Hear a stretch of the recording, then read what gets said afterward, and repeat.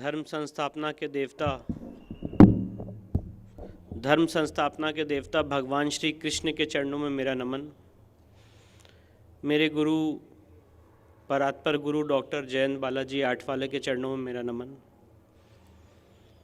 आज इस 36वीं डॉक्टर हेडगेवार व्याख्यान माला में जो आज मुझे अवसर दिया गया है यहाँ पे आके अपनी बात रखने का, इस बहुत ही महत्वपूर्ण विषय पे मैं इसको अपने लिए एक अवसर भी मानता हूँ और अपने लिए एक गौरव भी मानता हूँ कि समिति ने मुझे इस योग्य समझा कि मैं आके यहाँ पे इन दोनों केसेस के बारे में आपके सामने अपने विचार रख सकूँ। और एक युवा होने के नाते ऐसा सम्मान और ऐसा अवसर समिति ने मुझे दिया है, ये मेरे लिए और सारे युवाओं के लिए इस देश के बहुत गौरवपूर्ण विषय है, गौरवपूर्ण अवसर है कि जहाँ पे एक एग्ज़ाम्पल सेट होगा कि आगे चल के लोग इस तरह के केसेस करें और अपने धर्म और अपने समाज के लिए लड़ाई लड़ें और अन्याय के खिलाफ़ लड़ाई लड़ें और उसको कैसे किया जा सकता है। इन सारे विषयों पे आज मैं अपना आपके सामने विषय रखूँगा। पर अपने विषय को प्रारंभ करने से पहले मैं आपके सामने कुछ चीज़ें साझा करना चाहता हूँ। आज जो आपके सामने एक ये 35 साल का युवा खड़ा है, ये आप इसको ऐसे मान के चलिए कि ये आपसे कोई एक 35 साल का युवा बात नहीं कर रहा है, एक 70 साल का एक्सपीरियंस व्यक्ति बात कर रहा है। क्योंकि जितनी भी ये लड़ाई मैं लड़ रहा हूँ या हम लोग कर रहे हैं, इन सब के पीछे मूल बिंदु, और मैं ये बात इसलिए नहीं कह रहा हूँ कि वो मेरे पिताजी हैं, इन सब के पीछे मूल बिंदु मेरे फादर, मेरे पिताजी माननीय हरिशंकर जैन साहब हैं। ये उनका कमिटमेंट है, ये उनका संघर्ष है कि आज इस तरह की तपस्या, उनकी ये तपस्या है, इस तरह की तपस्या, इस तरह का संघर्ष समाज में सामने आ पा रहा है।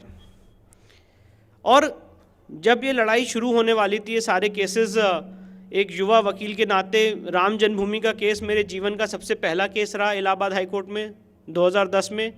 सुप्रीम कोर्ट में जब मैं एडवोकेट ऑन रिकॉर्ड बना तो समय की एक ऐसी चक्र था कि एडवोकेट ऑन रिकॉर्ड बनने के बाद मेरा सबसे पहला वकालतनामा राम जन्मभूमि के केस में लगा। और ये मैं अपने आप को सौभाग्यशाली समझता हूँ कि भगवान राम की सेना में भगवान राम ने मुझे अवसर दिया उस लड़ाई को लड़ने का, जिसका इतिहास साक्षी है। और इन सब के पीछे मेरे पिताजी का बहुत बड़ा तपस्या, बहुत बड़ी संघर्ष रही और बहुत बड़ा कमिटमेंट रहा। क्योंकि आज ये जो हम लड़ाई लड़ रहे हैं, किसी भी लड़ाई को लड़ने से पहले ज़रूरी होता है कि आपके अंदर का कमिटमेंट, आपके अंदर का क्रांतिकारी, आपके अंदर का रेवोल्यूशनरी, उसके अंदर कितनी आग है, उसके अंदर कितनी तड़पन है, उसके अंदर कितनी तड़प है अपने समाज के लिए, अपने कौम के लिए, अपने देश के लिए, अपने विषयों के लिए काम करने की। और अगर वो तड़प है तभी आप अपने केसेस में, जो ये केसेस हम लड़ रहे हैं, उसमें सच्चाई से आप लड़ सकते हैं। केसेस जीते हारे, हमारा तर्क न्यायालय माने ना माने, ये तो ईश्वर के ऊपर है। पर उस तर्क में, उस तर्क को रखने से पहले जो पर्दे के पीछे की रिसर्च है, जो पर्दे के पीछे का कमिटमेंट है, वो कैसे आया, वो मैं आपके सामने आज वो स्टोरी साझा करना चाहता था। तो 1989 में जब मेरे पिताजी को, उससे पहले उन्होंने उनका वकालत में एनरोलमेंट 1976 का है, तो उससे पहले वो एक प्रोफेशनल वकील थे और प्रोफेशनल वकील के तौर पे भी काफ़ी अच्छे उन्होंने केसेस किए और काफ़ी सक्सेसफुल रहे। पर 1989 में जब राम मंदिर का केस इलाहाबाद हाई कोर्ट की लखनऊ खंडपीठ में ट्रांसफ़र होकर आया, पहले वो फैज़ाबाद की डिस्ट्रिक्ट न्यायालय में चल रहा था, डिस्ट्रिक्ट कोर्ट में, और 1989 में जब वो केस फैज़ाबाद की कोर्ट से लखनऊ हाई कोर्ट आया, तब उनको पहली बार अपॉर्चुनिटी मिली उस केस में अपनी बात रखने की, केस को समझने की और अपना पक्ष रखने की। तो उस समय एक वकील का सबसे बड़ा टेस्ट होता है, और ये बात मैं इसलिए कहना चाहता हूँ कि एक युवा वकील होने के नाते और एक वकील समाज से आने के नाते प्रोफेशनलिज्म क्या होता है और आपका धर्म क्या है, इसके बीच में जो डिस्टिंक्शन है वो सबसे पहले 1989 में मैंने अपने पिताजी से सीखा। और ये बात अब क्योंकि फ़ैसला हो चुका है, ये बात मुझे कहने में कोई शर्म नहीं है, और ये सीक्रेट बात थी पर मैं आज आपके साथ साझा करना चाहता हूँ। जब वो एक सक्सेसफुल प्रोफेशनल वकील थे, उससे पहले जब 1989 में वो राम मंदिर के केस में वकालतनामा डालना चाहते थे, तो मुस्लिम साइड से उन्हें ऑफर हुआ था कि आप इस केस को मुस्लिम की तरफ से, वक्फ बोर्ड की तरफ से पैरवी करिए और जो भी आपका है वो सारी चीज़ें की जाएंगी। उस समय उन्होंने निर्णय लिया, उन्होंने अपने ज़मीर को नहीं बेचा और ये बात उन्होंने मुझे बताई कि विष्णु, मैं अगर चाहता तो मैं ये बात कह सकता था कि हाँ, मैं बाबरी मस्जिद के पक्ष में खड़ा हो जाता हूँ, मुझे फ़ीस भी अच्छी मिलेगी, सारी चीज़ें भी होंगी और समाज को मैं ये जस्टिफाई कर सकता हूँ, ये कह सकता हूँ कि मैं एक वकील हूँ, मेरा धर्म है, जो मुझे केस मिलेगा उसके लिए खड़ा होना। पर उन्होंने कहा कि नहीं, मेरा ज़मीर गवारा नहीं किया अपने आराध्य के खिलाफ कोर्ट में केस लड़ने के लिए, मेरा ज़मीर गवारा नहीं किया। और उसके बाद उन्होंने राम मंदिर के केस में लड़ाई लड़ी, 30 साल 32 साल पूरी लीगल टीम ने मिलकर लड़ाई लड़ी, उसका एक हिस्सा वो भी थे। इसके बाद 6 दिसंबर 1992 जब बाबरी मस्जिद का विध्वंस हुआ, तथाकथित बाबरी मस्जिद का विध्वंस हुआ, उसी दिन मेरी दादी जी की, उसी दिन उनका देहांत हो गया, स्वर्गवास हो गया। और मेरे पिताजी मेरे दादी जी से बहुत ज़्यादा कनेक्टेड थे, उनको हिंदुत्व, उनको समाज, देश, कौम के प्रति लड़ाई लड़ने की भावना उन्हीं से मिली थी, जैसे मुझे मेरे पिताजी से मिली। तो उनके लिए बहुत बड़ी क्षति थी। पर 13 दिन के बाद, 13वीं कंप्लीट करने के बाद, सिर मुंडाए हुए 20 दिसंबर 1992 को इलाहाबाद हाईकोर्ट की लखनऊ खंडपीठ में वो पहुँच गए याचिका लेके। और याचिका में क्या कहा कि भगवान राम के दर्शन करना हर हिंदू का जन्मसिद्ध अधिकार है। पहली बार ये डिबेट, ये बात उन्होंने न्यायालय के पटल पे रखी कि भगवान राम संवैधानिक पुरुष हैं, संविधान के ओरिजिनल पृष्ठों पे इंगित हैं और इसलिए भगवान राम के दर्शन नहीं रोके जा सकते। जस्टिस हरिनाथ तिलहरी की अध्यक्षता में सुनवाई हुई, स्पेशल कोर्ट बैठी, 10 दिन तक सुनवाई उन्होंने की। अकेले जाते थे, अकेले आते थे, क्योंकि पैसे से उतने संसाधन नहीं थे और चारों तरफ उस समय हाईकोर्ट में इतनी सिक्योरिटी नहीं होती थी, चारों तरफ मुस्लिम समाज के लोग घिरे रहते थे। उस समय एक वकील अपने आत्मबल के आधार पे कोर्ट में जाके लड़ा और उन्होंने 1 जनवरी 1993 को ऐतिहासिक फैसला लाया और इलाहाबाद हाईकोर्ट की लखनऊ खंडपीठ ने कहा कि भगवान राम संवैधानिक पुरुष है, इनके दर्शन नहीं रोके जा सकते हैं और दर्शन इमीडिएट खोले जाए। वो दिन है और आज का दिन है कि राम मंदिर के दर्शन हम लोग अनवरत करते चले आ रहे हैं। और ये जो केस है, ये बहुत इतिहास के पन्नों में दब चुका है, पर ये बहुत महत्वपूर्ण केस है, क्योंकि अगर ये केस या ये निर्णय ना हुआ होता तो मैं आपको ये बता सकता हूँ, शायद ऐसा होता कि 2022 में, आज 2019 में जो फैसला हुआ या 2010 में जो फैसला हुआ, शायद फैसला भी इस तरह से नहीं होता, क्योंकि हमारी एग्जिस्टेंस बराबर वहाँ पे थी, बराबर वहाँ पे पूजा पाठ कर रहे थे, तो किसी की भी हिम्मत नहीं हुई कि वो हमें वहाँ से हटा सके। नहीं तो कॉम्प्रोमाइज़ की टेबल पे तो बहुत सारी बातें हुई। इसके बाद आगे विषय पे आते हुए बस एक लास्ट इंस्टेंस आपको बताना चाहता हूँ, जिसने मेरे अंदर ये कमिटमेंट, ये आग, ये भावना पैदा की कि मैं अपने देश, अपने समाज, अपने कौम के लिए ये केसेस लड़ पाऊँ और अपनी सारी इच्छाओं को तिलांजलि देते हुए एक स्वयं सेवक के नाते ये सारे केसेस लड़ पाऊँ। वो इंसिडेंट मैं आपके सामने रखना चाहता हूँ और मेरी आत्मा को इस घटना ने झंझोड़ दिया। और मैंने एक युवा होने के नाते, क्योंकि हम लोग एक यंग लाइफ में हैं, हर आदमी को कभी इतना ज़्यादा कमिटमेंट नहीं होता है कि हाँ भाई हिंदुत्व क्या होता है, धर्म समाज क्या होता है, ठीक है सब एक ही हैं, सेकुलरिज्म चलता रहेगा, हम क्यों इन सब केसेस में पड़े, हम भी प्रोफेशनल लाइफ बने, अच्छे करें, एडवोकेट जनरल बने और फॉरेन घूमें, ये सारी भावनाएं होती हैं। पर वो सारी भावनाएं मेरी शनै शनै समय के साथ ख़त्म होती चली गईं। और जब 2013 में मैं दिल्ली में प्रैक्टिस कर रहा था, मेरे पिताजी को अस्थमा का अटैक पड़ा और मैं लगातार गाड़ी चला के वहाँ पहुँचा। अस्पताल में वो भर्ती थे और डॉक्टर ने कहा कि इनके बचने की कोई उम्मीद नहीं है, ये इनको वेंटिलेटर भी हमारे पास नहीं है, तो अब आप अपने समय गिन लीजिए कि ये कैसे बचेंगे, हमें नहीं पता। इनको पूरे बॉडी में इनको सेप्टिसीमिया है, तो ये नहीं बच सकते। उस मृत्यु शैया पे, उस डेथ बेड पे मेरे पिताजी ने मुझसे कहा, और उन्होंने कहा, विष्णु,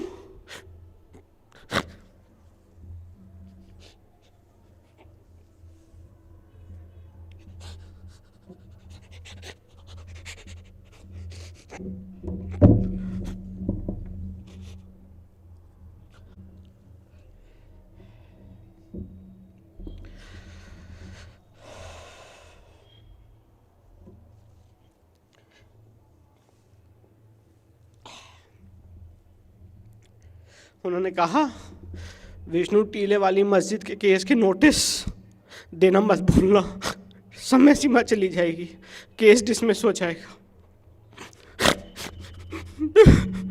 मैं टूट गया।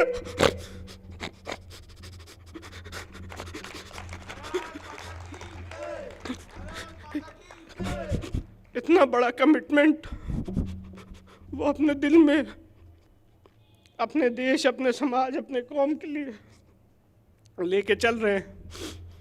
उसके बाद मैंने अपने आप को ये समझा कि अपने जीवन के अगले समय जितने भी बचे हैं, मैं अपने देश, अपने समाज, अपनी कौम के लिए जो इतिहास में हम लोग के साथ ज़्यादतियाँ हुई है, जुल्म हुआ है, उसके लिए मैं अर्पित करूं। और उसी श्रृंखला में फिर ये सारे केसेस हमने फाइल किए। कोर्ट में जीते, कोर्ट में हारे, वो अलग बात है, पर हमारी लीगल रिसर्च बहुत स्ट्रांग है और उस लीगल रिसर्च को मैं आपके सामने रखने जा रहा हूँ। तो सबसे पहली बात, जो काशी विश्वनाथ का ये केस हमने दायर किया है बनारस की सिविल कोर्ट में, तो काशी विश्वनाथ का बहुत रक्त रंजित इतिहास रहा है। 1992 से 1669 तक इसको बहुत सारे आक्रांताओं ने तोड़ा। आखिरी बार इसको राजा तोडरमल ने बनवाया था और उसको फिर औरंगज़ेब ने आके तोड़ा। वो तोड़ने का फरमान भी है जो अभी मैं आप लोगों के साथ साझा करूँगा। और इसको हमने किस कंसेप्ट से, किस थीम से फाइल किया है, ये मैं आपके सामने बात रखना चाहता हूँ। देखिए, हमारा मकसद समाज में कोई विद्वेष पैदा करना, कोई कटुता पैदा करना नहीं है। हमारा मकसद ये है कि जो इतिहास में हुआ है, गलत हुआ है, उसको रेस्टोर किया जाए। और काशी के केस को समझने के लिए मुझे लगता है कि मैं कुछ समय लूँगा। काशी का महत्व समझना बहुत ज़रूरी है। अगर हम काशी का महत्व समझ गए तो इस केस की थीम ही काशी का महत्व है, क्योंकि भगवान शिव ने काशी का स्वयं निर्माण किया था। इतिहास में, पुराण में, वेद में, स्कंद पुराण में इसका वर्णन मिलता है, इसका जिक्र मिलता है। भगवान भोलेनाथ ने उसका स्वयं निर्माण किया था। काशी जब कुछ भी नहीं था तो काशी का अस्तित्व था। काशी सबसे पौराणिक नगरी मानी जाती है और इसीलिए उस एरिया को अविमुक्त एरिया कहते हैं कि वो जो 5 कोस का एरिया है वो अविमुक्त एरिया है। अगर किसी को मोक्ष की प्राप्ति होती है तो उस 5 कोस के एरिया में ही होती है। और थोड़ा मैं आपके सामने फैक्ट और फिगर रखना चाहता हूँ। काशी का जो केस है हमने माँ श्रृंगार गौरी की तरफ से और स्थान देवता की तरफ से फाइल किया है। और ये भी मैं बात बताना चाहता हूँ, आपके मन में ये सवाल उठ सकता है कि क्या हिंदू देवी देवताओं की तरफ से केस फाइल हो सकता है कि नहीं।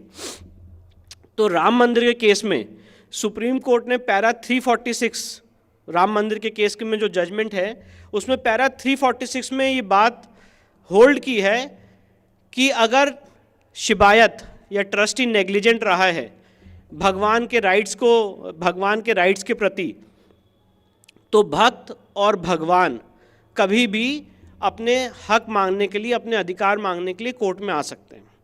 और ये बात मैं आपके सामने इसलिए और रखना चाहता हूँ, इस कंसेप्ट को, इस थीम को समझने की ज़रूरत है कि क्यों ऐसा हो रहा है कि हमारे देवी देवताओं को या हमारे समाज के लोगों को कोर्ट में जाना पड़ रहा है। क्या कानून इसकी इजाज़त देता है कि नहीं देता है? और राम मंदिर के केस में यही प्रश्न उठा था। और क्या ऐसा हो सकता है कि कोई चीज़ आज से 500 साल पहले, 600 साल पहले हुई हो और आज कालांतर में 600 साल बाद लोग कोर्ट में जाएं और उस चीज़ को क्या रेक्टिफाई किया जा सकता है? ये प्रश्न भी आपके मन में उठ सकता है, क्योंकि जैसा कि मैंने आपको बताया कि काशी का डिस्ट्रक्शन औरंगजेब ने 1669 में किया था, केस हमने अब फाइल किया है, तो ये प्रश्न उठ सकता है कि अब क्यों, अब कैसे हो सकता है? तो इस चीज़ की डिस्कशन, इस चीज़ की व्यवस्था राम मंदिर के केस में बहुत एक्सटेंसिवली की गई। और दो थीम्स हैं, दो कंसेप्ट्स हैं। एक थीम है ऐतिहासिक गलतियों को सुधारने की, और दूसरी थीम है हिंदू देवी देवताओं के लीगल राइट्स की। हमारे हिंदू लॉ को डिस्कस करके मैं दूसरी थीम पे पहले आ जाता हूँ। हमारे हिंदू लॉ के सारी देवी देवताओं की थीम्स को डिस्कस करते हुए पैरा 116 और 117 में सुप्रीम कोर्ट ने बात कही है कि मंदिर भले ही टूट जाए, आज हम मानते हैं कि कण कण में भगवान है, पर मंदिर बनाना, वहाँ पे प्राण प्रतिष्ठा करना, वहाँ पे मूर्ति का अस्तित्व लाना, ये एक तरह का इस ईश्वरीय, इस यूनिवर्स में जो हम भगवान की एग्जिस्टेंस को मानते हैं, उसको एक सामने स्वरूप देके उसकी पूजा करने की पद्धति है। और सुप्रीम कोर्ट ने ये बड़ी अच्छी बात कही राम मंदिर के केस में, पैरा 116, 117 में, कि आज मैं विष्णु शंकर जैन अगर ये संकल्प लेता हूँ, या फॉर एग्जाम्पल समाज का कोई भी आदमी ये संकल्प लेता है कि वो इस मैदान में, और वो उसकी खुद की ज़मीन है, अपनी सेल्फ प्रॉपर्टी है, अगर वो यहाँ पे मंदिर बनाने का संकल्प लेता है, कालांतर में अगर ऐसा होता है कि वो मंदिर बाढ़ से या अर्थक्वेक से या कोई आक्रांता आके उसे तोड़ जाता है, तो जो मंदिर बनाने का संकल्प है वो अमर है, वो अमिट है। उस मंदिर बनाने के संकल्प को लीगल एंटिटी पैरा 116, पैरा 117 में सुप्रीम कोर्ट ने राम मंदिर के केस में माना है। और अगर हम कोर्ट में ये प्रूफ करते हैं कि हाँ मंदिर तो था ही, और मंदिर प्राण प्रतिष्ठित, ये जितने हमारे ज्योतिर्लिंग प्राण प्रतिष्ठित होते हैं, मंदिर था, मंदिर प्राण प्रतिष्ठित था, और मंदिर बनाने से पहले एक संकल्प था मंदिर बनाने का, तो उसके बाद ये अकाट्य सत्य है, ये पत्थर की लकीर है। सुप्रीम कोर्ट के 5 जजेस कह चुके हैं कि once a property belongs to the deity, अगर कोई संपत्ति भगवान की होती है, उसमें निहित कर जाती है, तो वो हमेशा भगवान की संपत्ति रहती है समय के अंत तक। तो ये जितने सारे डिस्प्यूट्स हम लड़ रहे हैं, इसकी थीम ये है, इसका कंसेप्ट ये है कि who was prior in time, पहले कौन था।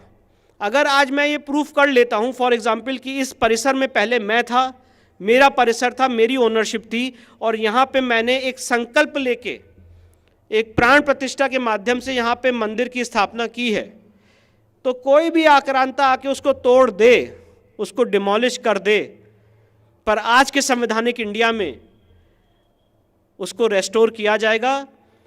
और यही लड़ाई है, ये जो लड़ाई है वो यही लड़ाई है कि जो इतिहास में तलवारों की नोक पे हुआ है, वो आज के संवैधानिक इंडिया में, आज के कॉन्स्टिट्यूशनल इंडिया में हम कलम के बल पे उसको रेक्टिफाई करें, और ये मैसेज दें कि तलवार से बड़ी ताकत कलम की होती है। ये इस चीज़ की लड़ाई है। और काशी का तो अपना इतिहास है ही है। और मैं कुछ आपके सामने फैक्ट्स और फिगर रखना चाहता हूँ, क्योंकि फैक्ट्स और फिगर्स ही आपके केस को मजबूत बनाते हैं, स्ट्रॉन्ग बनाते हैं, और आपको विश्वास दिलाते हैं कि हाँ हमारा केस ऐसा है कि हम इसको न्यायालय के पटल पे लड़ सकते हैं, इसको हम जीत सकते हैं। आपके अंदर एक कॉन्फिडेंस पैदा करता है कि हाँ मेरा केस, मेरा जो बिलीफ है वो सही है, वो सच्चा है। और काशी के केस में पुराण क्या कहते हैं, स्कंद पुराण क्या कहता है, उसकी महत्ता क्या है, उसके क्या वर्सेस हैं, क्योंकि ये आज जो हम बात कर रहे हैं एक डॉक्यूमेंट्री के रूप में हमेशा आज के आगे आने वाले युवा इसको देख सकते हैं, समझ सकते हैं। तो सबसे पहले हम देखते हैं, कुछ मैं आपके साथ श्लोक शेयर करना चाहता हूँ और मैं उसके वर्स नंबर यहाँ पे दे दूँगा। तो सबसे पहले जेम्स प्रिसेप की किताब है। जेम्स प्रिसेप ने पुराणों को अध्ययन करने के बाद ये कहा है कि the Veda and shastra all testify that Vishweshwar is the first of the devas, कि भगवान विश्वनाथ देवों में सबसे प्रथम देव हैं। काशी सबसे पहली नगरी है, जैसा कि वही आपको मैं बता रहा था। गंगा सबसे पहली रिवर है और चैरिटी सबसे बड़ी वर्च्यू है, सबसे पहली वर्च्यू है। ये जेम्स प्रिसेप ने सारे पुराणों का अध्ययन करने के बाद ये किताब लिखी है। इसके बाद जो मैंने आपको बात रखी कि काशी 5 कोसों में फैला हुआ है और वो अविमुक्त एरिया है, ये Skanda Purana chapter number 6 page number 58 verse number 71 उसमें कहा गया है, all other forsaken Avimukt places are procured through Kashi. अगर किसी को, जितने भी अविमुक्त एरिया हैं वो काशी से ही उसका द्वार जाता है। निर्वाणा मतलब salvation, moksha, to get rid from the nirvana is achieved only after getting Kashi. मुक्ति काशी में ही मिलती है। The benefit of nirvana is not achieved by any other means even by residing in religious place. और मुक्ति कहीं और किसी और धार्मिक स्थल पे रह के नहीं मिल सकती है, सिर्फ और सिर्फ काशी में मिल सकती है, ऐसा स्कंद पुराण का ये वर्ष कहता है। मैं ये बात यहाँ पे काशी का महत्व हमारे लिए, हमारे समाज के लिए, हमारी संस्कृति के लिए क्या है, ये उस परसेप्शन से आपको समझाने के लिए ये वर्सेस आपके सामने रख रहा हूँ। इसके बाद स्कंद पुराण का चैप्टर नंबर 7 पेज नंबर 250 वर्ष नंबर 131 क्या कहता है, Avimukt area is in the circle of 5 kos. Avimukt area 5 कोस में है। At this place there is Vishweshwar Shivling which is Jyotirling. और इस अविमुक्त क्षेत्र में एक शिवलिंग है जो कि ज्योतिर्लिंग है। और मैं यहाँ पे ये बात भी बताना चाहता हूँ कि आज जो हम काशी का मौजूदा स्वरूप देख रहे हैं और जो दर्शन कर रहे हैं वो सिर्फ और सिर्फ सांकेतिक शिवलिंग है, जो माननीय अहिल्याबाई होलकर जी ने 1700 की 17वीं शताब्दी में बनवाया था। पर जो ओरिजिनल ज्योतिर्लिंग है, जो ओरिजिनल विश्वेश्वर का ज्योतिर्लिंग है, वो आज भी कैद है। और उसी के लिए, उसी की मुक्ति के लिए ये लड़ाई है। और कितना रक्त रंजित इतिहास है, अभी आप इसमें आगे देखेंगे। इसके बाद स्कंद पुराण का मैं उसमें ज़्यादा टाइम नहीं ज़ाया करूँगा। स्कंद पुराण का चैप्टर नंबर 16 है, पेज नंबर 242 वर्ष नंबर 25, जो माँ गौरी की और वहाँ पे जो माँ अन्नपूर्णा है और वहाँ पे जो शिवलिंग है उसकी महत्वता बताता है। इसके बाद स्कंद पुराण का चैप्टर नंबर 99 पेज नंबर 923 वर्ष नंबर 9, उसमें काशी के 5 कोस और उसका जो वर्चस्व है 5 कोस का, उसके बारे में बताया गया है। काशी रहस्य का चैप्टर नंबर 2 पेज नंबर 23 वर्ष नंबर 107 भी भगवान विष्णु ने जो काशी के बारे में कहा है और जो उसकी महत्वता बताई है वो हमने यहाँ पे अपने सूट में लगाया है। और ये वर्ष और ये सारी चीज़ें उसके बारे में हैं। इसके बाद शिव महापुराण का चैप्टर 22 और 23 पेज नंबर 590 काशी और भगवान शिव और आदि विश्वेश्वर की ज्योतिर्लिंग के बारे में क्या महत्वता बताता है वो हमने लगाया है। ये सारी रिसर्च हमने की है काशी के केस को फाइल करने से पहले, कि आपका वहाँ पे केस फाइल करने का महत्व क्या है, क्या रिलीजियस बिलीफ है, हमें अपना बिलीफ भी कोर्ट में प्रूफ करना पड़ेगा। तो इन सारे परसेप्शन से ये सारे वर्सेस हमने लगाए। बहुत सारे वर्सेस हैं, मैंने उदाहरण के तौर पे यहाँ पे आपको कुछ वर्सेस पढ़ के सुनाए। अब मैं आपको औरंगजेब का वो फरमान पढ़ के सुनाना चाहता हूँ और ये जो फरमान मैं आपको आज पढ़ के सुना रहा हूँ ये जॉन डॉसन और जेम्स प्रिसेप की किताब है हिस्ट्री ऑफ इंडिया। उसमें ये फरमान पर्शियन से इंग्लिश में इसका अनुवाद किया गया है। जैदुना सरकार ने भी इसका अनुवाद किया है और बहुत ईजिली अवेलेबल है। और ये फरमान क्या कहता है ये मैं आपके सामने साझा करना चाहता हूँ। 18 अप्रैल 1669 का फरमान है और ये क्या कहता है, और मैं इसका अनुवाद भी करूँगा, पर जो इंग्लिश में भावना है वो आप समझेंगे तो उस बात को कम्युनिकेशन में थोड़ी आसानी होगी, इसलिए माफ़ी करिएगा। मैं उसको इंग्लिश में पढ़ रहा हूँ पर मैं उसका अनुवाद भी बताता हूँ। 18 April 1669 it reached the ear of his majesty the protector of the faith, बादशाह सलामत के कानों में पहुंचा कि इन द प्रोविंस ऑफ ताता, मुल्तान एंड बनारस, और ज़्यादातर की मतलब बनारस, ताता और मुल्तान के राज्यों में, और ज़्यादातर बनारस में फूलिश ब्राह्मण्स, बेवकूफ़ ब्राह्मण, एक उन्होंने आदत बना ली है अपनी फर्जी किताबों को बांटने की और लोगों में धर्म फैलाने की, and that of expounding frivolous books in their schools, and that the students and learners Musalmans as well as Hindus, और वहाँ के जो लोग हैं बनारस के, हिंदू और मुसलमान, वो सब वहाँ पे जा रहे हैं, इवन फ्रॉम लॉन्ग डिस्टेंसेस, दूर दूर से जा रहे हैं, led by a desire to become acquainted with their wicked sciences they taught, इस भावना से कि वो जो ये उल्टी सीधी चीज़ें सिखा रहे हैं वो उसको सीखें। The director of the faith consequently issued orders to all the governors of the province to infidels, जो बादशाह सलामत हैं उन्होंने आदेश दिया सारे लोगों को अपने राज्य में कि इन सारी प्रैक्टिसेस को जो ब्राह्मण लोग अपनी टीचिंग्स को फैला रहे हैं उसको रोक दिया जाए। The director of the faith consequently issued orders to governors and provinces to infidels and they were strictly enjoined to put an end to the teaching and practice of idolaters form of worship, और मूर्ति पूजा की ये जो पद्धति है उसको रोकने का इमीडिएट आदेश बादशाह सलामत ने दिया। ऑन 15 रबीउल अखिर मतलब 2 सितंबर 1669 को बादशाह सलामत को ये रिपोर्ट किया गया कि मूर्ति पूजकों की मूर्ति और बनारस में जो विश्वनाथ मंदिर है उसको तोड़ दिया गया है। ये जो फरमान है ये विष्णु शंकर जैन द्वारा बनाया हुआ फरमान नहीं है, ये फरमान बीकानेर की ओरिजिनल म्यूज़ियम में है, बहुत सारी जगहों पे एशियाटिक लाइब्रेरी में है कैलकाटा की, और इस फरमान को जितने हिस्टोरियंस हैं, जितने ब्रिटिश हिस्टोरियंस हैं, उन्होंने पर्शियन से इंग्लिश में ट्रांसलेट किया है, और ये फरमान भी हमने अपनी किताब में लगाया है। मैं आपके सामने ये सारी बातें इसलिए कर रहा हूँ कि अभी जो मैंने आपको एक लीगल प्रपोजिशन दिया, एक कंसेप्ट समझाया, और उस पैमाने पे फैक्चुअली हमारा केस कितना स्ट्रांग है कि क्या यहाँ पे कोई तोड़ने का सबूत है कि नहीं है, उस तोड़ने के सबूत को मैंने आपसे साझा किया है। और आगे बढ़ने से पहले एक बात और कहना चाहता हूँ, इस देश में और पूरे वर्ल्ड में कोई मुस्लिम हिस्टोरियन ये बात नहीं कह सकता है, और आप कभी आपसे बात हो तो आप उनसे कंफर्म करिएगा इस चीज़ को कि क्या मंदिर तोड़ के मस्जिद बनाई जा सकती है। आपको एक ही जवाब मिलेगा, सारे मुस्लिम हिस्टोरियन आपको एक ही बात कहेंगे, या स्कॉलर्स एक ही बात कहेंगे कि कुरान में भी इस चीज़ की अनुमति नहीं है, इस चीज़ की इजाज़त नहीं है कि आप मंदिर को तोड़ के मस्जिद बना लें। अगर आपको मस्जिद बनानी है तो आपको एक साफ़ सुथरी प्रॉपर्टी पे, सेल्फ एक्वायर्ड प्रॉपर्टी पे उसको वफ़ डेडिकेट करके ही आप मस्जिद बना सकते हैं। और उनका भी यही थीम है कि अगर कोई संपत्ति वफ़ है, एक बार वफ़ की हो गई तो वो समय के अंत तक वफ़ की रहती है।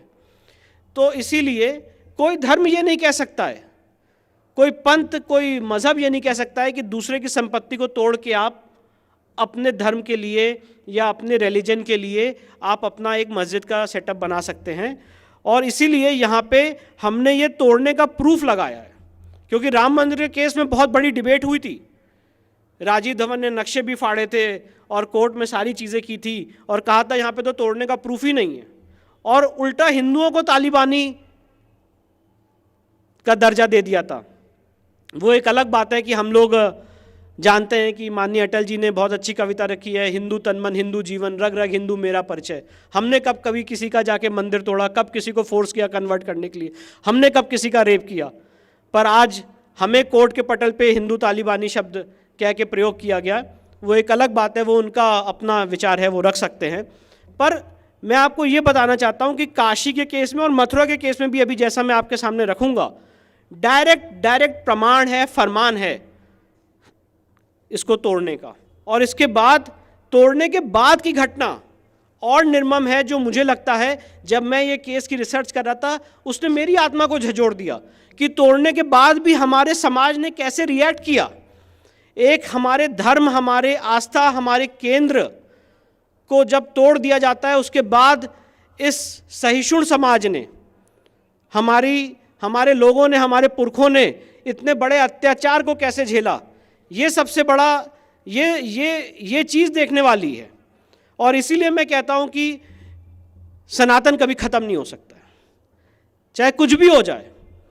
हमने इतने आक्रमण झेले हैं, इतनी त्रासदी झेली है, पर सनातन को कभी कोई क्यों नहीं ख़त्म कर पाया? उसका कारण यही है कि हमने कभी किसी के ऊपर या कभी किसी को ये नहीं माना कि हमारा सोचना या हमारा बिलीफ आपके बिलीफ से सर्वोच्च है। और प्रॉब्लम और टसल की और डिस्प्यूट की जड़ी यही है, जब एक वर्ग, एक समाज ये सोचे कि उनकी जो पद्धति है, पूजा पद्धति, वही सर्वोच्च है, और उसको अगर दूसरे समाज के ऊपर थोपने की कोशिश करे तो वहाँ पे डिस्प्यूट खड़ा होता है। और इसीलिए धर्म और रिलीजन की परिभाषा अलग अलग है। अगर आप ऑक्सफोर्ड डिक्शनरी उठा के देखेंगे तो धर्म की परिभाषा अलग है और रिलीजन की परिभाषा अलग है। जिसका आने का पता हो और जिसका जाने का पता हो वो रिलीजन है, जिसका आने का पता नहीं है और जिसका जाने का पता नहीं है वो धर्म है। और इस पे क्या कोई कभी बता सकता है कि भगवान शिव ने कब आए, कैसे आए, क्या ह्यूमन फॉर्म में आए, क्या भगवान विष्णु कैसे आए या भगवान ब्रह्मा कैसे आए? वो तो शाश्वत हैं, किसी को पता ही नहीं है कि वो उनकी उत्पत्ति कब हुई। तो ये सबसे बड़ा थीम है, ये सबसे बड़ा कंसेप्ट है धर्म का। और ये बात जो मैंने आपके सामने रखी तोड़ने की और हिंदू समाज के बारे में, ये पांडुरंग वमन काणे, पीवी काणे ने अपनी किताब धर्मशास्त्र में जो 7 वॉल्यूम में लिखी गई है, उन्होंने भी ये सारी बातें लिखी हैं। अब इसके बाद मैं आगे आता हूँ कि मंदिर को तोड़ने के बाद काशी विश्वनाथ के, उसके बाद हमारे समाज ने कैसे रिएक्ट किया। तो डॉक्टर A.S. अल्टेकर हैं, इन्होंने एक बड़ी निर्मम और बड़ी इम्पॉर्टेंट घटना लिखी है। उन्होंने कहा मंदिर तोड़ने के बाद भी हिंदू समाज के लोग उस काशी विश्वनाथ के प्लिंथ पे जाके पूजा करते रहे और ये मानते रहे कि यहीं पे हमारे भगवान हैं। मंदिर टूट जाने के बाद भी, विध्वंस हो जाने के बाद भी हिंदू समाज ने कभी उस जगह को छोड़ा नहीं। दूर से मस्जिद की चौखट से कैसे भी झांक के ये मानते रहे कि उस कुएं में आपने शायद हमारा शिवलिंग फेंक दिया है, और उस जगह पे अपनी आस्था बना के रखी। और उसके बाद ये बात जो मैं आपके सामने रख रहा हूँ, ये जेम्स प्रिसेप ने अपनी किताब में लिखी है, और डॉक्टर A.S. अल्टेकर ने अपनी किताब में लिखी है। ये प्रोफेसर थे, हेड ऑफ डिपार्टमेंट थे एंशिएंट हिस्ट्री और कल्चर के, बनारस हिंदू यूनिवर्सिटी के।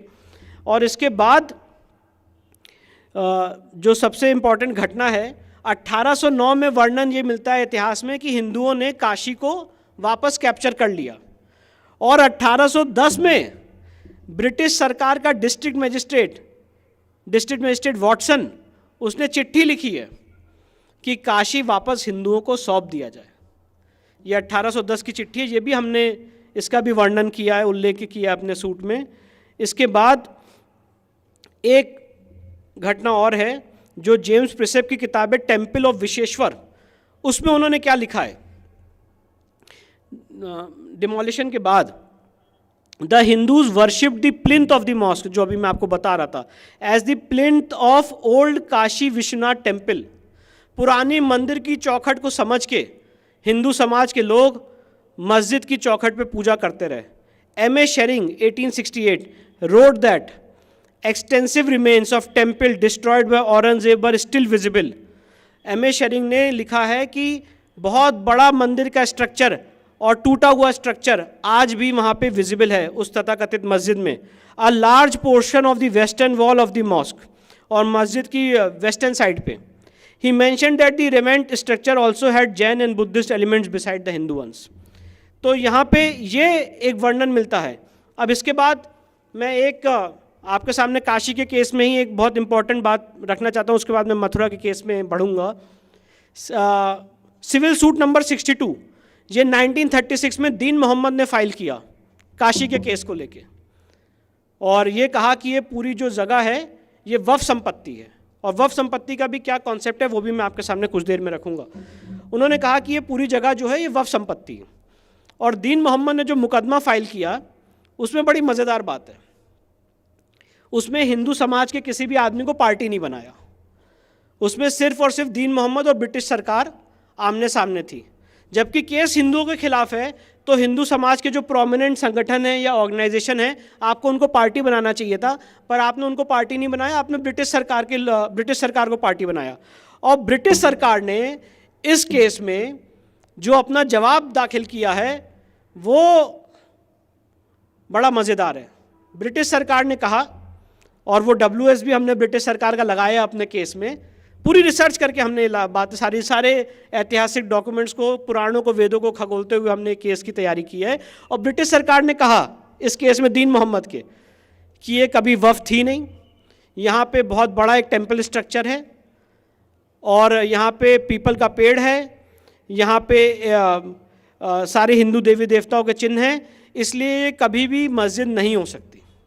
ये ब्रिटिश सरकार का जवाब है दीन मोहम्मद के केस में। तो हमारा कहना ये है कि आपने हमको पार्टी तो नहीं बनाया, तो ये केस की जो फाइंडिंग्स हैं कम से कम आपके ऊपर तो बाइंडिंग है, और मुस्लिम समाज के लोगों के ऊपर तो बाइंडिंग है। और ये केस जब वो इसके बाद 15 गवाहों की गवाही की ब्रिटिश सरकार ने, 15 हिंदुओं की, जिन्होंने गवाही में एक्सटेंसिव रूप से ये कहा कि वहाँ पे उनकी सदियों से आस्था चली आ रही है, वहाँ पे हिंदू मंदिर के चिन्ह हैं, और मौके की क्या पोजीशन में वो भी आपके सामने रखूँगा थोड़ी देर में। और ये सारी गवाही 15 गवाहों ने दी, और 15 गवाहों की गवाही के बाद वो केस डिसमिस किया दीन मोहम्मद का बनारस की सिविल कोर्ट ने। उसके अगेंस्ट वो इलाहाबाद हाई कोर्ट गए, और हाई कोर्ट में भी उनकी फर्स्ट अपील डिसमिस की गई। और वो जो फर्स्ट अपील डिसमिस की है, मैं यहाँ पे आपको नोट करा देता हूँ रिकॉर्ड के लिए, 1942 SCC online Allahabad page number 56 में जो दीन मोहम्मद हारे हैं इलाहाबाद हाई कोर्ट से, जजमेंट भी वहाँ मेंशन्ड है, कोई भी इसको ईजिली नेट पे अवेलेबल है, पढ़ सकता है। तो सवाल ये है कि जब ब्रिटिश सरकार कह रही है कि वहाँ पे एक्सटेंसिव रिसर्च, मैं ये सारी बातें इसलिए रख रहा हूँ क्योंकि आज उसका मैं आपके सामने प्रारूप रखना चाहता हूँ। आज ये सवाल उठ रहा है प्लेसेस ऑफ वर्शिप एक्ट और वफ एक्ट कि आप तो उस पर केस ही नहीं कर सकते हैं, उस बैकग्राउंड में सारी बातें आपको रख रहा हूँ। तो ये जब दीन मोहम्मद हार गए, इसके बाद एक बड़ा इंपॉर्टेंट डेवलपमेंट हुआ काशी के केस में। 1983 काशी विश्वनाथ एक्ट बना है, और उसका सेक्शन 4 बड़ा मज़ेदार है, काशी विश्वनाथ एक्ट का सेक्शन 4। और ये मैं आपके सामने काशी विश्वनाथ एक्ट का सेक्शन 4 रखना चाहता हूँ। और काशी विश्वनाथ एक्ट का जो सेक्शन 4 है वो क्या कहता है इस प्रॉपर्टी के बारे में, मैं ये बताना चाहता हूँ। और ये यूपी लेजिस्लेचर का, यूपी सरकार 1983 में ये कानून लाई थी, और इसकी वैलिडिटी सुप्रीम कोर्ट तक चैलेंज हुई थी, और सुप्रीम कोर्ट ने इस एक्ट को अपहोल्ड किया था। और ये सारा मैं प्रारूप क्यों रख रहा हूँ, मैं ये भी आपके सामने रखूँगा। ये सेक्शन 4 काशी विश्वनाथ एक्ट 1983 का क्या कहता है।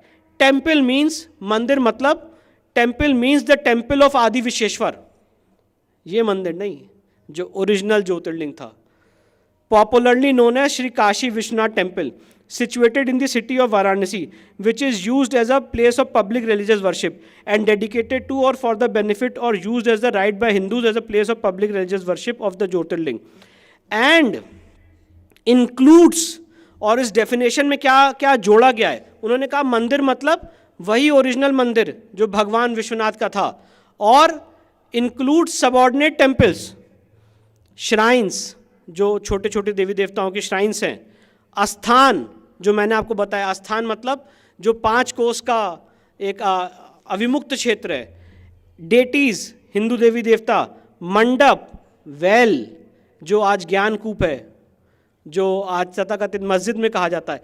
तो ये यूपी सरकार का एक्ट 1983 का सेक्शन 4 ये कह रहा है कि मंदिर मतलब वो पूरा परिसर मंदिर का परिसर है, और इसको सुप्रीम कोर्ट ने अपहोल्ड किया है।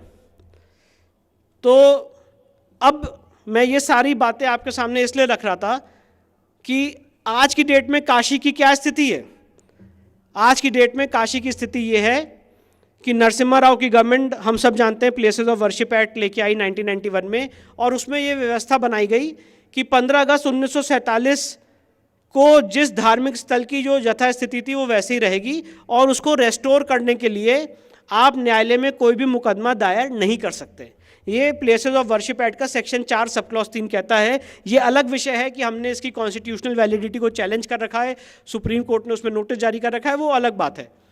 पर जब हमारे संगठन ने हमारे सीनियर्स ने ये केस बनारस की सिविल कोर्ट में डाला तो एक मुस्लिम साइड से ऑब्जेक्शन आया, और ऑब्जेक्शन ये आया कि साहब आप तो ये केस चला ही नहीं सकते हैं क्योंकि प्लेसेस ऑफ वर्शिप एक्ट से बार्ड है, और राम मंदिर को सिर्फ एग्जेप्शन दिया गया था और इसीलिए आप ये केस नहीं चला सकते हैं। तो उसका मेरे पास जवाब है। उसका जवाब ये है कि प्लेसेस ऑफ वर्शिप एक्ट लोग अधूरा पढ़ते हैं। Places of worship act section 4 sub clause 3 में एक शब्द यूज है रिलीजियस कैरेक्टर। मैं ये थीम को समझाना चाहता हूँ। अगर आज मैं किसी एयरपोर्ट पे जाके नमाज पढ़ लूँ तो क्या वो एयरपोर्ट मस्जिद हो जाएगा? या अगर आज मैं कोई एयरपोर्ट पे जाके पूजा कर लूँ तो क्या वो जगह मंदिर हो जाएगी?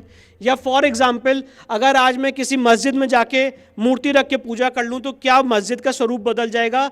या फॉर एग्जाम्पल अगर कोई मुसलमान भाई एक हिंदू मंदिर में आके नमाज पढ़ ले तो क्या मंदिर का स्वरूप खत्म हो जाएगा? आपको एक ही जवाब मिलेगा, नहीं। जो जिस जगह पे जिसका अस्तित्व था वो वैसे ही रहेगा। और इसीलिए इस बात का ख्याल प्लेसेस ऑफ वर्शिप एक्ट ने रखा है। Places of worship act section 4(3) ये कहता है कि जो जिस जगह का रिलीजियस कैरेक्टर था 15 अगस्त 1947 को वो वैसे ही रहेगा।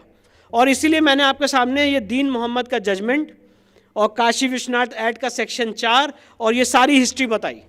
अब मेरी बात को आप जब भी आपके पास समय मिले इसको एनालाइज करिएगा, इसको आप सोचिएगा कि उस जगह का रिलीजियस कैरेक्टर क्या है। एक ही फाइंडिंग हो सकती है पूरे समाज की कि उस जगह का रिलीजियस कैरेक्टर एक हिंदू मंदिर का है। उसका कारण यह है कि हिंदुस्तान में कोई भी ऐसी मस्जिद आपको नहीं मिलेगी जिसके वेस्टर्न साइड पे मां श्रृंगार गौरी की प्रतिमा हो। उसका कारण यह है कि हिंदुस्तान में आपको कोई भी ऐसी मस्जिद नहीं मिलेगी जिसमें विभिन्न और भारी मात्रा में देवी देवताओं के चिन्ह हो। इसलिए हमने ये बात रखी है। और आप सोचिए कितनी बड़ी विडंबना है हमारे लीगल सिस्टम की, और आगे चल के बहुत सारे युवाओं को आना पड़ेगा। और इसीलिए आज मैं आपके सामने आया भी हूँ ये बात रखने के लिए। 1992 में जो केस दायर हुआ, पिछले शायद 30 साल हो चुके हैं। 30 साल से मामला न्यायालय में इसीलिए पेंडिंग है और आज भी उसकी सुनवाई चल रही है इलाहाबाद हाई कोर्ट में कि प्लेसेस ऑफ वर्शिप एक्ट से केस बार्ड है कि नहीं है।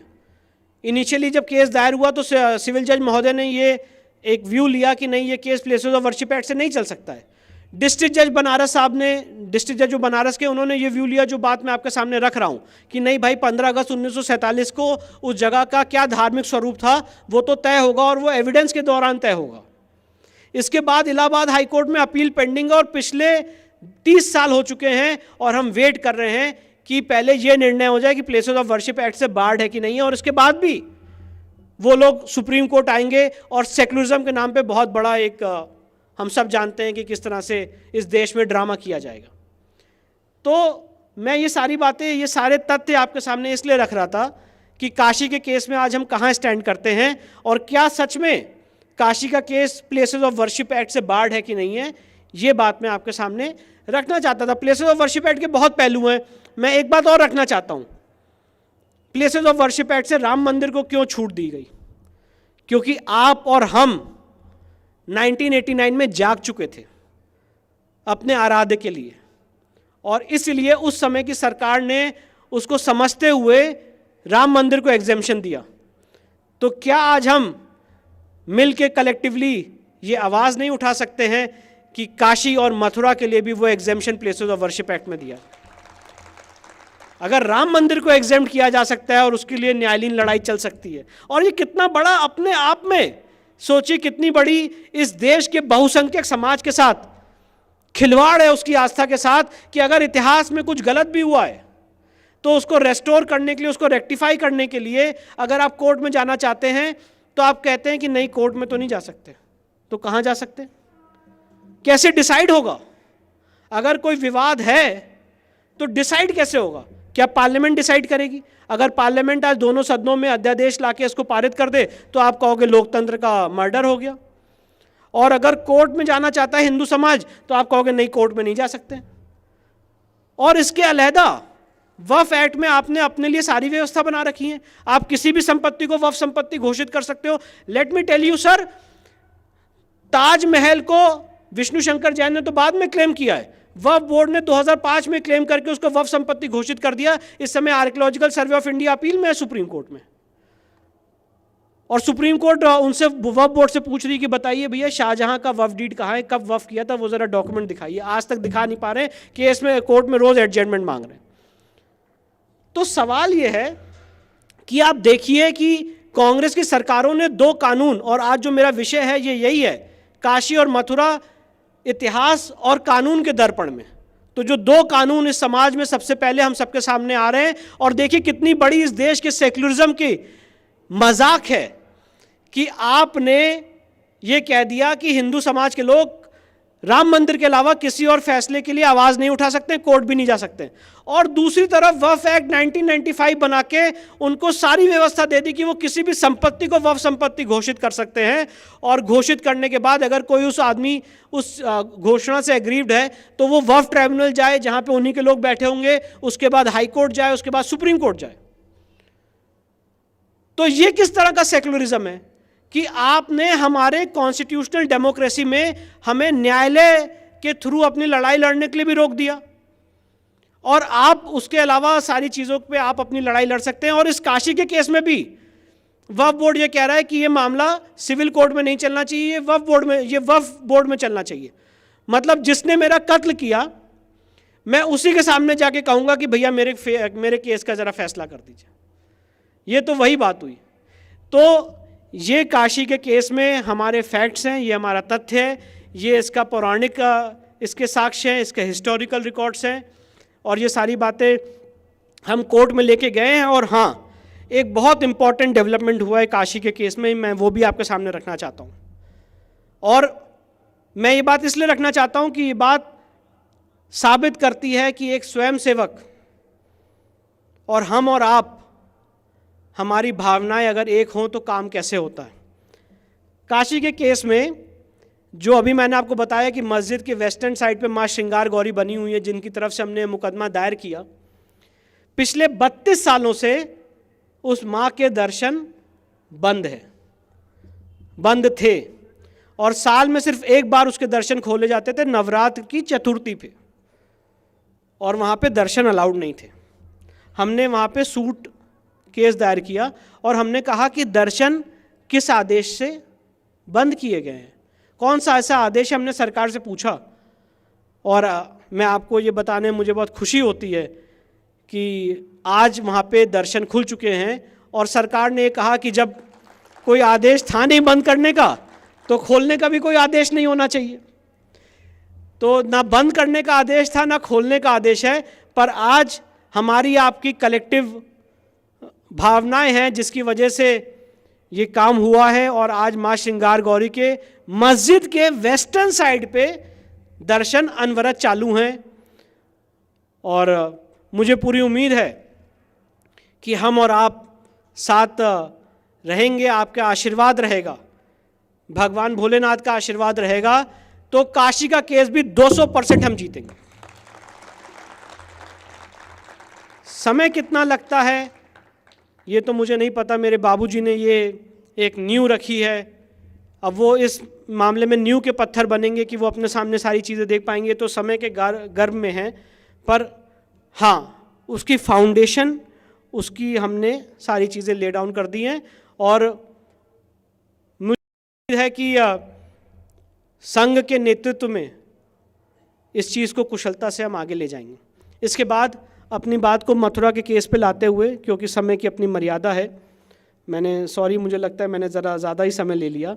मथुरा के केस में ऐसा ही रक्त रंजित इतिहास श्री कृष्ण जन्मभूमि का भी है, और 1618 से पहले भी 1712 के बाद जब मोहम्मद बिन कासिम का यहाँ पहला आक्रमण हुआ था सन 1712 में, उसके बाद मथुरा के मंदिर को बहुत बार तोड़ा गया, इसका इतिहास में वर्णन मिलता है। पर आखिरी बार मथुरा के मंदिर को राजा बीर सिंह बुंदेला ने 1618 में बनवाया था 33 लाख रुपए की कॉस्ट से, और इसको औरंगजेब ने, जैसे मैंने आपको फरमान पढ़ के सुनाया काशी के केस में, ऐसे ही औरंगजेब ने फरमान मथुरा के केस में भी जारी किया है, और वो फरमान भी जदुनाथ सरकार ने इसको ट्रांसलेट किया पर्शियन से हिस्ट्री में, और वो क्या कहता है वो भी मैं आपको यहाँ पे पढ़ के सुना देता हूँ, और उसके बाद अपनी बात एक काशी और मथुरा के संदर्भ में आपको, मथुरा के संदर्भ में आपको शॉर्ट में बताता हूँ।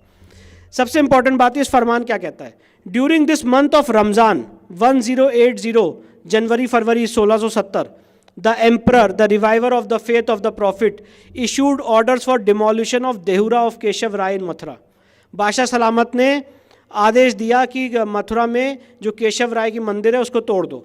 इन अ शॉर्ट टाइम, बहुत ही कम समय में इस मूर्ति पूजकों की भव्य इमारत और मजबूत इमारत को तोड़ दिया गया।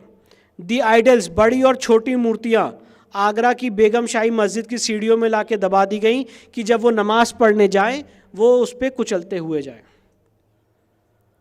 ये फरमान मेरा ड्राफ्टेड नहीं है, ये इतिहास में इसका वर्णन मिलता है और इसको हमने अपने केस के साथ फाइल किया है। और मैं ये भी नहीं कह रहा हूँ यहाँ पे आपके सामने कि जो मैं कह रहा हूँ वही सच है, ये मैं नहीं कह रहा हूँ। और इसीलिए हम कोर्ट गए हैं कि कोर्ट में ये सारे तथ्य एग्जामिन हो जाए।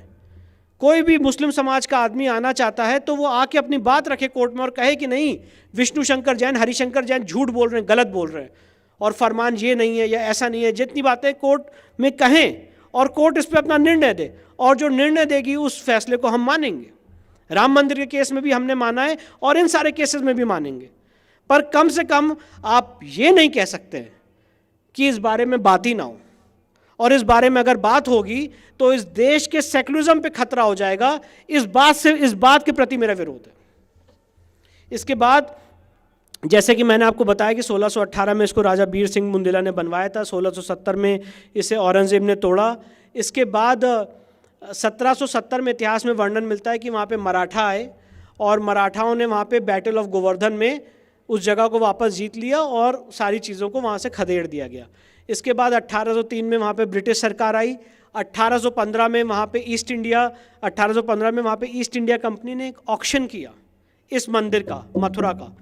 और मथुरा की जो मंदिर है उस पूरे परिसर का एरिया है 13.37 एकर्स ऑफ लैंड। इसका ऑक्शन किया गया और ऑक्शन में उसको हिंदू राजा पट्नीमल ने खरीद लिया उस संपत्ति को ऑक्शन में। और उसके बाद राजा पट्नीमल के वंशज उसमें बराबर संपत्ति पे काबिज रहे। मुस्लिम समाज के लोगों ने 6 केस फाइल किए 1875 के आसपास, और वो सारे केसेस में उनको हार मिली, उनको शिकस्त मिली। इसके बाद 1944 में राजा पट्नीमल के जो वारिस हैं, उस समय समाज में एक धारणा बनी कि मथुरा श्री कृष्ण जन्मभूमि का रेस्टोरेशन होना चाहिए, और पंडित मदन मोहन मालवीय के संरक्षण में, उनके नेतृत्व में ये बात रखी गई कि उस ज़मीन को हमें ख़रीदा जाए। और उस समय राजा पट्नीमल के जो वंशज थे उनके ऊपर 13,400 रुपये का कर्ज था, और इसीलिए 13,400 रुपये निर्धारित किया गया इस संपत्ति का मूल्य, जब राजा पट्नीमल के वंशजों ने ये संपत्ति पंडित मदन मोहन मालवीय जी को और उनके ट्रस्ट को दी, और उसका पेमेंट सेठ जुगल किशोर बिरला ने किया। इसके बाद 1951 में श्री कृष्ण जन्मभूमि का ट्रस्ट का निर्माण हुआ। इन द मीन टाइम पंडित जी का निधन हो चुका था, पर श्री कृष्ण जन्मभूमि ट्रस्ट में सारी प्रॉपर्टी निहित हो गई थी, क्योंकि उन्हीं लोगों को ये सारी संपत्ति उन्होंने खरीदी थी और उन्हीं को दे दी गई थी। और उस समय समाज में, देश में बात चल रही थी कि हम समाज से लोहा लेके कलेक्शन करके वहाँ पे एक भव्य श्री कृष्ण जन्मभूमि का मंदिर बनाएंगे। इन द मीन टाइम 1958 में एक सेवा संघ बनाया गया, और जैसे कि हम लोग का हमेशा इतिहास रहा है कि कुछ लोग पैदा होते हैं समाज में जो हमें धोखा देते हैं, उसी तरह से 1958 में सेवा संघ बनाया गया, और बड़ा मिलता जुलता नाम था श्री कृष्ण जन्मभूमि ट्रस्ट और श्री कृष्ण जन्मभूमि सेवा संघ। और उस सेवा संघ ने, अब देखिए कैसे धोखा होता है हम लोगों के साथ, और ये मैं आपके सामने रखना चाहता हूँ आज, और उसी से आज मथुरा का केस भी क्लियर हो जाएगा, और यही उसका शब्द सत्य है। 1951 में ट्रस्ट बना, सारी प्रॉपर्टी ट्रस्ट को मिल गई, और 1958 में एक मिलती जुलती संगठन बनाया गया, सेवा संघ। सेवा संघ ने एक मुकदमा दायर किया 1964 में, और ये कहा कि इसमें मुस्लिम समाज के कुछ लोग आ रहे हैं, हमारी प्रॉपर्टी से इंटरफेयर कर रहे हैं। और 12 अक्टूबर 1968 को सेवा संघ ने मुस्लिम समाज के लोगों से कॉम्प्रोमाइज़ कर लिया और कहा कि ठीक है, जहाँ तक आप इस प्रॉपर्टी में आ चुके हैं आप रहिए, जहाँ तक हम हैं वहाँ पे हम रहें। तो हम लोग जब इस केस की तैयारी कर रहे थे तो इस तिलिस्म को नहीं समझ पा रहे थे, इसको समझ ही नहीं पा रहे थे कि सेवा संघ क्या है और ट्रस्ट क्या है। कोई समझाने वाला भी नहीं था, पर ईश्वर ने खुद ज्ञान दिया, भगवान ने आशीर्वाद दिया, और उन पेपरों को, उन कागज़ों को पढ़ते पढ़ते पढ़ते पढ़ते समझ में आया कि ये संपत्ति तो ट्रस्ट की है। और ये सेवा संघ में द्वारका प्रसाद मिश्रा जो मध्य प्रदेश के चीफ मिनिस्टर रहे हैं, अनंत शय्यम अयंगार जो कांग्रेस के दिग्गज लीडर रहे हैं, और भी बहुत लोग जो कांग्रेस पार्टी से ताल्लुक़ रखते हैं, उन्होंने ये एक फर्जी दावा, दीवानी दावा दायर करके उस प्रॉपर्टी में कॉम्प्रोमाइज़ कर लिया। और आज वहाँ पे हमारे सामने ये समस्या खड़ी हो गई है, और इसको अब हमें रेक्टिफाई करने के लिए एक लंबी लीगल लड़ाई लड़नी पड़ेगी। अब वो लीगल लड़ाई लंबी ना हो, ये तो ईश्वर जानेगा, भगवान जानेगा, हमारे आपके आशीर्वाद रहेंगे तो हम उसको जल्दी जीतेंगे। पर एक समस्या उत्पन्न कर दी आपने हमारे सामने, और आज हम कोर्ट में जब हमने केस फाइल किया तो उस केस में हमने यही बात रखी कि ओरिजिनल प्रॉपर्टी तो ट्रस्ट की है, तो सेवा संघ कैसे सूट फाइल कर सकता, कैसे केस फाइल कर सकता है और कैसे कॉम्प्रोमाइज़ कर सकता है। और इसके अलावा भी अगर मैं आपके सामने बात बहुत दावे से कहना चाहता हूँ कि जो राम मंदिर के केस में ग्राउंड पेनिट्रेशन रेडार के ज़रिए और आर्कियोलॉजिकल सर्वे के ज़रिए वहाँ पे नीचे मूर्तियाँ मिली थी, ये मैं दावे के साथ कहना चाहता हूँ कि अगर मथुरा श्री कृष्ण जन्मभूमि में आज की डेट में ग्राउंड पेनिट्रेशन रेडार के ज़रिए बिना किसी स्ट्रक्चर को डिमोलिश करे अगर वहाँ का सर्वे करा लिया जाए तो भगवान कंस का कारागार वहीं मिलेगा। आज की डेट में भी जो आज वहाँ पे तथाकथित मस्जिद बनी हुई है, आप अगर वहाँ पे जाके देखेंगे तो जो मस्जिद की स्कर्टिंग है जो मस्जिद की, उसमें हिंदू मंदिर के पत्थर यूज्ड है। कोई नया स्ट्रक्चर नहीं बनाया गया है, उसी तथाकथित मस्जिद को तोड़ के वहाँ पे इस तथाकथित मंदिर को तोड़ के वहाँ पे इस मस्जिद का निर्माण किया गया है। और इसीलिए मैंने अभी आपको अपनी बात की शुरुआत में राम मंदिर के फैसले का हवाला दिया था कि अगर आप एक मंदिर को तोड़ के मस्जिद का निर्माण करते हो तो प्लेसेस ऑफ वर्शिप एक्ट आपके संरक्षण में कभी नहीं आ सकता है, क्योंकि उस प्लेस का रिलीजियस स्वरूप हमेशा हमेशा हिंदू मंदिर का रहेगा। अगर वक्फ कानून ये कहता है कि अगर एक बार संपत्ति अल्लाह की हो गई तो वो हमेशा तक अल्लाह की रहेगी, तो उसी तरह से हिंदू कानून भी यही कहता है कि अगर एक बार कोई संपत्ति भगवान की हो गई तो वो हमेशा भगवान की रहेगी। तो इसीलिए हमें कोर्ट में यही स्टैब्लिश करना है कि who was prior in time. हो जाए कार्बन डेटिंग कृष्ण जन्मभूमि की और पता चल जाएगा कि ये जो आपने पत्थर लगाए हैं कितने पुराने हैं।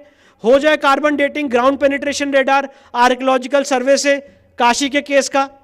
और काशी के केस में वहाँ के न्यायालय की, वहाँ के सिविल जज साहब ने ऑर्डर भी किया है कि वहाँ के एएसआई सर्वे कराया जाए ग्राउंड पेनिट्रेशन रेडार के जरिए, बिना कोई स्ट्रक्चर को हानि पहुँचाए हुए। आप उसके अगेंस्ट हाईकोर्ट पहुँच गए। अगर आपके केस में सच्चाई है तो आप कहिए कि हाँ, हमने कोई मंदिर तोड़ के मस्जिद नहीं बनाई है, साफ सुथरी जगह पे मस्जिद बनाई है, हमने वक्फ क्रिएट की है। और हो जाए कार्बन डेटिंग, एएसआई सर्वे, ग्राउंड पेनिट्रेशन रेडार और उसके स्ट्रक्चर को एग्जामिन कर लिया जाए। मैं तो एक बहुत छोटी सी बात कहता हूँ और इस केस से जुड़ा हुआ हूँ, इसलिए बहुत अथॉरिटी से आपके सामने बात कहता हूँ। ये मेरे पिताजी की तपस्या थी कि अभी रिसेंट हमें काशी के केस में एक और बहुत बड़ी सक्सेस मिली है, और मुझे ऐसा लगता है कि वो एएसआई सर्वेक्षण से बड़ी सक्सेस है। कोर्ट ने काशी के केस में हमने एक अर्जी लगाई कि काशी का जो पूरा मस्जिद का परिसर है उसकी वीडियोग्राफी करा ली जाए। जैसे राम मंदिर के केस में विध्वंस से पहले वीडियोग्राफी कराई गई थी, और वो वीडियोग्राफी राम मंदिर के केस में जब फाइनल डिसीजन हुआ था उस समय प्ले भी की गई थी। वहाँ पे वरा देवी देवताओं की मूर्तियाँ थी, हनुमान जी की मूर्तियाँ थी, जो किसी मस्जिद में नहीं हो सकती हैं। इसी तरह से काशी में करा ली जाए। आपको मैं ये बताना चाहता हूँ, आपके साथ साझा करना चाहता हूँ, काशी के केस में आज भी वहाँ पे उस तथाकथित मस्जिद में एक तहखाना है, और उस तहखाने में भारी मात्रा में हिंदू देवी देवताओं के चिन्ह हैं और उस तहखाने की चाबी डिस्ट्रिक्ट मजिस्ट्रेट के साथ, डिस्ट्रिक्ट मजिस्ट्रेट साहब के पास है। तो हमने न्यायालय में अर्जी लगाई। हमने न्यायालय में अर्जी ये लगाई है कि काशी विश्वनाथ के केस की वीडियोग्राफी करा ली जाए। हम नहीं जाएंगे, कोर्ट अपॉइंटेड एडवोकेट कमिश्नर जाए और उस पुलिस प्रोटेक्शन में जाए और उस पूरे परिसर की वीडियोग्राफी करे, उसको कैमरे में कैद करे, फोटोग्राफी करे और उस तहखाने को भी खोला जाए। आपके सामने ये मुझे साझा करने में खुशी होती है कि बनारस के सिविल जज साहब ने ये आदेश पारित किया है कि एडवोकेट कमिश्नर साहब जाएं अंडर फुल पुलिस प्रोटेक्शन और उस पूरे जगह की वीडियोग्राफी करें, उसकी फ़ोटोग्राफी करें और आगे आने वाले समय में देखेंगे कि उस तहखाने में क्या निकलता है, क्या प्रूफ निकलते हैं, उस एरिया का क्या स्वरूप है। और इस ऑर्डर के अगेंस्ट भी मुस्लिम समाज के लोग इलाहाबाद हाई कोर्ट गए। अभी 3 दिन पहले की न्यूज़ है, इलाहाबाद हाई कोर्ट से भी उनको शिकस्त मिली है और इलाहाबाद हाई कोर्ट ने कहा कि फोटोग्राफी होना, वीडियोग्राफी होने में आपको दिक्कत क्या है? अगर आप ये कह रहे हैं कि वहाँ पे कोई हिंदू देवी देवताओं के चिन्ह नहीं है और एक वर्ग ये कह रहा है कि वहाँ पे हिंदू देवी देवताओं के चिन्ह हैं, तो हो जाए फोटोग्राफी, इसमें आपको दिक्कत क्या है? और इसलिए उनका हाई कोर्ट से भी रिजेक्ट किया गया है। इसलिए जहाँ तक काशी और मथुरा का सवाल है, इतिहास के दर्पण से, कानून के दर्पण से और जो हमारी एविडेंसेस हैं, उन सारी एविडेंसेस के आधार पे हमारा केस बहुत स्ट्रांग है। बस एक चीज़ की ज़रूरत है कि आज हम और आप मिल जाएं, हमारी भावनाएं मिल जाएं, हमारा मातृ संगठन जिसकी गोद में हम लोग पले बड़े हैं वो इसमें हमें अपना मार्गदर्शन दे और एक तय सीमा के तहत, जैसे राम मंदिर के केस को इलाहाबाद हाई कोर्ट में ट्रांसफ़र किया गया था और 3 जजेस ने उसका ओरिजिनल ट्रायल किया था, तय समय सीमा के अंदर 6 महीने के अंदर आप एक समय सीमा बांध दीजिए, उसके अंदर इन दोनों केसेस का शीघ्र निर्णय किया जाए। जिस समाज के लोगों को जो बात रखनी है वो उसमें रखें और इसका शीघ्र निर्णय किया जाए। तो मैं आपके सामने आज ये बात कहना चाहता हूं कि मैं एज वकील 100% एश्योर्ड हूं कि ये दोनों केस हम जीतेंगे, ये दोनों केस हम जीतेंगे, क्योंकि हमारा केस बहुत मजबूत है। जितने तथ्य मैंने आपके सामने रखे और भी बहुत सारे इसके लीगल एस्पेक्ट्स हैं और इसीलिए ना प्लेसेस ऑफ वर्शिप एक्ट इसमें आड़े आ सकता है क्योंकि रिलीजियस कैरेक्टर मैंने आपके सामने डिफाइन किया, और इसीलिए ना वक्फ एक्ट इसके सामने आ सकता है क्योंकि वक्फ एक्ट भी अगर 2 समुदाय के बीच में लड़ाई है, आज अगर हिंदू समाज के और मुस्लिम समाज के बीच में लड़ाई है तो वो सिविल कोर्ट से डिसाइड हो सकता है, वो वक्फ बोर्ड से डिसाइड नहीं हो सकता है। इन्हीं सारी बातों के साथ आपने मुझे इतनी पेशेंटली सुना, इतना अवसर दिया कि मैं यहाँ पे आके अपनी बात रखूँ। आपका बहुत बहुत आभार, दिल की गहराइयों से बहुत बहुत नमस्कार।